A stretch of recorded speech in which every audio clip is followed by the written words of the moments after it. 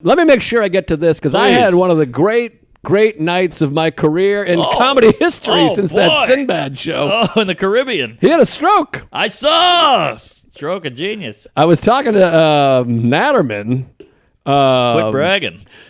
Dan Natterman on the phone about passport business. What? On the phone? That guy's got a phone? Can you believe it? It's got to be a rotary. Me and Natterman on the phone. I mean, it was strange days, but so we're talking on the phone. He comes. We're having phone sex. I'm whispering.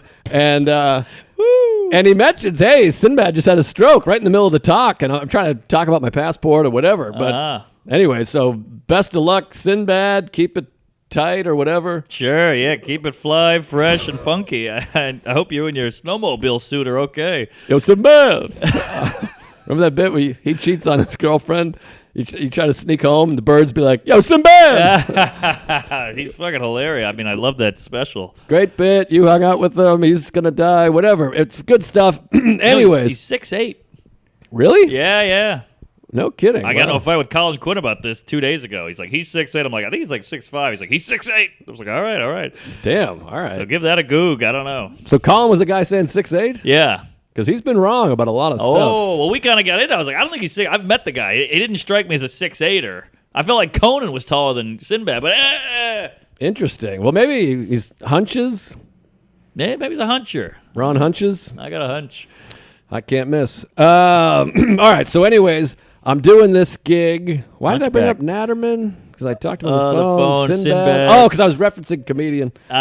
Anyway, so I got the gig in Royersford. You know how we love Royersford, and he's got us going every other month, by the way. Soul Joel, love you, buddy. Which is every month for you Tuesdays out there. I think you're doing December, I'm doing January, you do February, I do March. So we got a every other mid-month thing going on. You should be able to buy like Tuesdays with Stories season tickets or something. Ooh, I like that. Give me 40% off. I want every List Norman show. Yeah, you get like a bracelet like it's the Fast Pass at Disney. Something like that. So I'm going down there, and last time, of course, I brought Louie. So Joel's kind of on me like, hey, is Louie coming this time or what? And you start taking it a little personal, but whatever. I hear you. Well, he wants to sell a ticket, that fatty. Of course, and everybody's excited. The guy's, Louie's Louie, of course. And I don't really take it personally because now he's going to hear this and text me and be like, I'm sorry. I'm only kidding. We love you, Joel. I mean, I love that place. I can't say anything more about it. I think they're doing the best outdoor comedy of anybody. I agree. Now, can I ask about the setup? It's getting a little nippy out. Does he have a hot tub or a fan or a heat lamp? What are we talking? Well, he's got 2 fans right here, baby. We love you, pal. Yeah, but he's got big fat chooch. He had a tent, which is good because we're doing the first tent show, and this is a rainy night. If you remember, a rainy night in Soho last Wednesday. And so it's rainy. He's like, don't worry, we got the tent, and it's the first one, but it's on all the sand, and it was pouring. I mean, we're going down there. It's pouring, but I'm getting ahead of myself. Sorry, getting ahead. I'm getting ahead. So I'm in Royersford, and I asked Louie, hey, I don't know if you want to come by. We had a fun time last time. Let me know if you want to come. I got Ronan Hirschberg and Steve Big Dick Rogers. All right, fun crew. And, of course, James Mattern is hosting. And so I got the car. I'm like, we'll meet at my place. We'll all drive down. Haven't heard from Louie, but I've texted him, and he's kind of responding to other stuff, but not responding to the show. I know what that's about. So then I'm like, oh, maybe he thinks I'm going to plug. We're secretly promoting him, so he's not responding to that. That's where I'm, you know how you always start thinking about other stuff? I'm like, because he's responding to the other stuff, but not to the show stuff. And he's not a guy that just ignores a question if he doesn't want to answer. Yeah, he'll give you the straight dope. He'll go, I'm not going. Fuck you. So he's just not responding. I go, oh, well, whatever. I guess he's not coming. Tuesday night, we got a show. We're doing a show at 13th Step, Canner's old bar. Remember that place? I'm there tomorrow. It's a good show. He was doing it before COVID. He's brought it back, and it's all safety first. There's seats, 6 feet apart. Sure. Everyone wears the mask. They got the cream that you wipe your hands on that I don't think does anything either. The pure anal. I don't think anyone's getting it from touching stuff, whatever the fuck, but those are just my theories. It's a mental thing. Makes you feel good. It's like taking your shoes off at the, Exactly. Payless. And the thermometer. There you go. So that no one ever looks at. So we go do the gig, and this is a hot gig. Canner's nervous. It's his first one back. He's got Nick Griffin, Matt Broussard, me, Sarah, Big Dick Rogers is hosting. And this is solid. That's a solid lineup. And a lot of honkies. So we go over there, and we're all hanging out in the back. Everyone's got their masks on. Good hang. We're all chatting.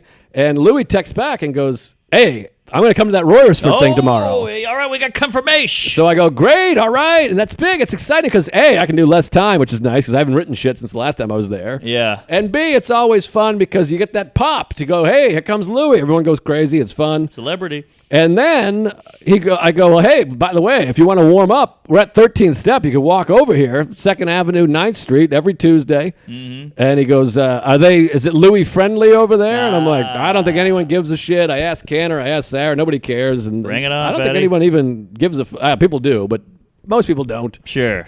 Normal people. So I go, hey, come over. So Big Dick Rogers goes up. There's about 14 people there. He does great. Louis shows up. He kills. Griffin kills. Broussard kills. Sarah. Everyone's just killing. Woo-wee! Great show. Couple Tuesdays there. Hey, Tuesday. Canner's got a new squeeze. Meet her. It's all fun and games.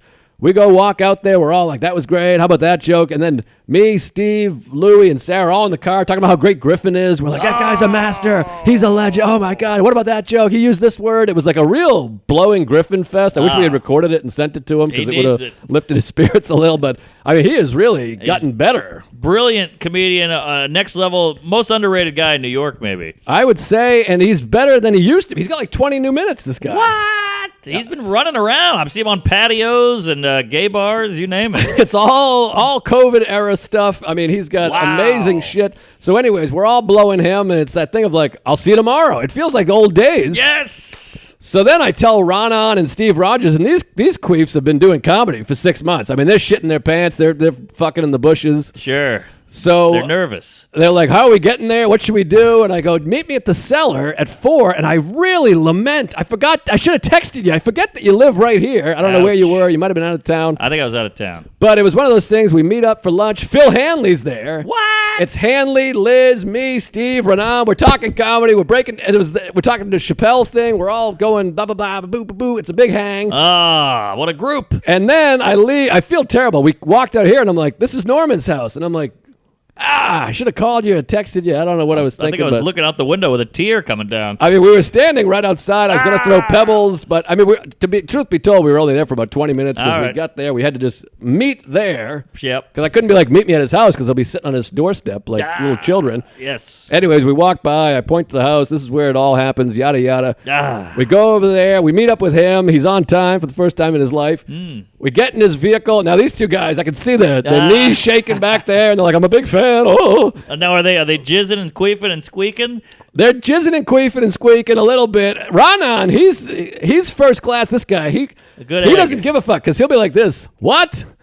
You don't like Casablanca? What are you shitting me? Which I respect because, you know, I'm that kind of guy. He's got a little Jewish mom in him like, huh? What are you saying now? I don't care who you are. You're wrong, Dickless. You know what I like about Ronan? He's the kind of guy you can argue movies and art with without it getting weird. Yeah, Where I'm like, you're incorrect. You're a piece of shit. He's like, all right, well, you're a piece of shit for this. I'm like, all right, if we're both pieces of shit. Yeah. And then we have a laugh and we, you know, fuck and suck each other's dicks. I'd pay, and maybe this is a Patreon idea, but you two, because he's a Sopranos junkie. Oh, we just had it out. Oh, yeah? Has that already happened? We had it out in the park. It was like Chloe Radcliffe had a birthday party. She was on ecstasy or some shit. And we're talking in the park. And maybe I'll take that part out. But we're talking in the park. And I started talking. It's like one of those things where I'm like, he's like, you're the guy. You think Sopranos sucks? I'm like, I think it stinks. And then slowly people are like, what's this about Sopranos?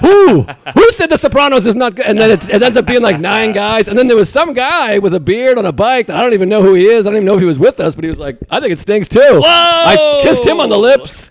And you got COVID. Who's this bearded bike bandit? I don't know who he is, but I think he's a comic. But I wanted to fuck him in the ass until he came. Sure, city bike. But so anyways, we have it out, but it's all fun and games, which is fun. He's like, that's literally the worst opinion I've ever heard on anything ever. Wow. And he thinks Shawshank stinks. He thinks Forrest Gump stinks. He's got no respect for 94. Forrest Gump, I'm shaky on. Well, that's fair, but he thinks Shawshank blows. But I was like, it's because Tim Robbins is a bad actor. He's like, I don't agree with that. I'm like, you think Shawshank stinks, but you don't think Robbins is bad? Robbins stinks. Shawshank is great. Interesting. So it was a whole thing. He's a great guy. Great guy. Smart guy. Funny guy. And Steve was there, too. Anyways, we drive down, and Steve was great also. And we had a great hang the whole ride. Great car ride. But then it's like pouring, and Louis like, how far is this fucking place? We're skidding off the road. It was like this wild night where you have to, it's like having a dad where you have to be like, I guess we got to be quiet right now because the Right. road is, I mean, it was pouring, torrential rain. Don't make me come back there. We get there. The rain has pittered out. It's spitting now. We meet up with James Mattern. I'm starving. I forgot to get food. I didn't want to make him stop because we were running late. And then Soul Joe goes, don't worry, I ordered some pizzas and a Philly cheesesteak. Oh, the man. And his like brother-in-law or father-in-law, somebody comes in with like 3 steamy pizzas. Ooh. We open it. It's like a classic pizza. Ah, the cheese with the melty and the hot. I mean, like it just looked perfect circle, the red rim, I the love a white rim job. cheese. Yes. Oh, it was beautiful. You know, you see people now, these fucking hipsters are like, we got a pizza and there's rabbits on it and fucking sticks and leaves. And you're like, fuck you brutal. fucking douche. It's cauliflower queef. Get out of here, you cum guzzling nuts. I mean, this was a pizza, like a pizza you see in like a kindergarten book where you're Yes. like, pizza. You know what pizza always looked good to me is the Ninja Turtles pizza. They'd open that box, it would stretch out, then Splinter would eat them out. This was a Ninja Turtle pizza, and Yes. and then An JTP. NJTP. I have no Yeah. idea, but I mean, it was something else. So I eat the pizza. Who told you to eat the pizza?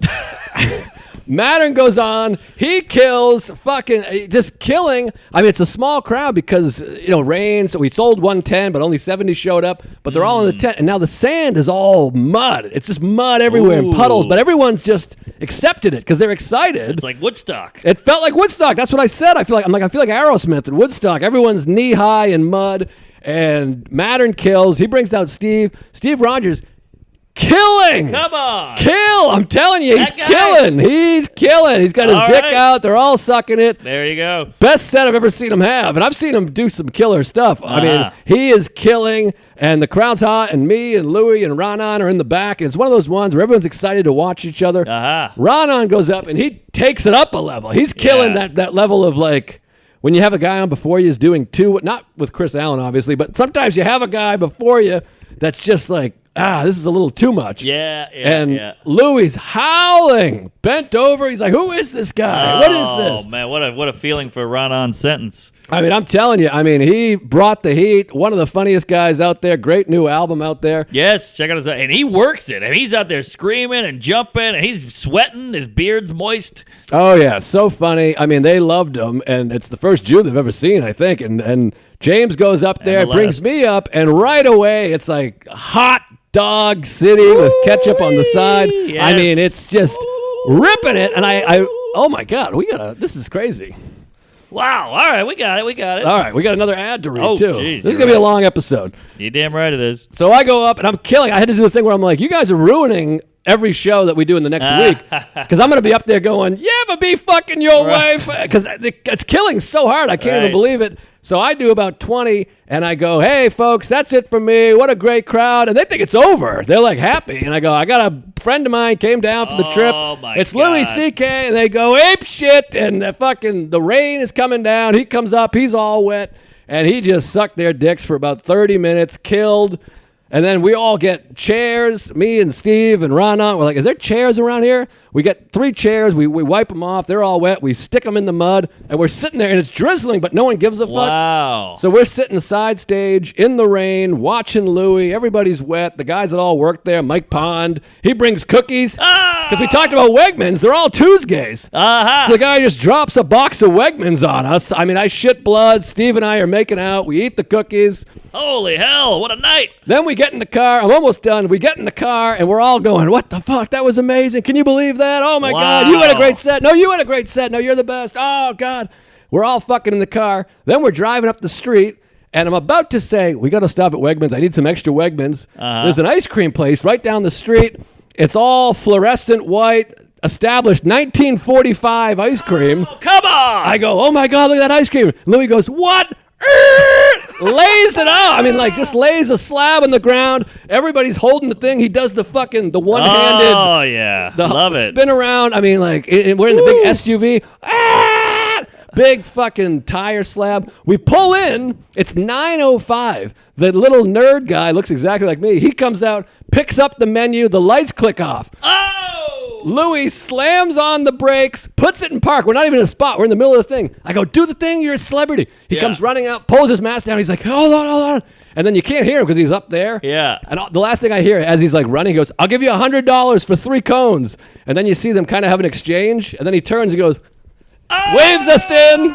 We all go, "Oh my God." I go, "Come on." Come on. We leave 4 car doors open. All the doors are open. The lights are on. The windshield wipers are going. It's a little nerd guy. I mean, it looks exactly like me, but shittier. Yeah. And then like a woman who's kind of hot, but older. Where'd she come from? Who's this? She was in there sweeping. The sweeping cunt. He's the menu guy. She clicked the lights off. Yeah. Lights come back on.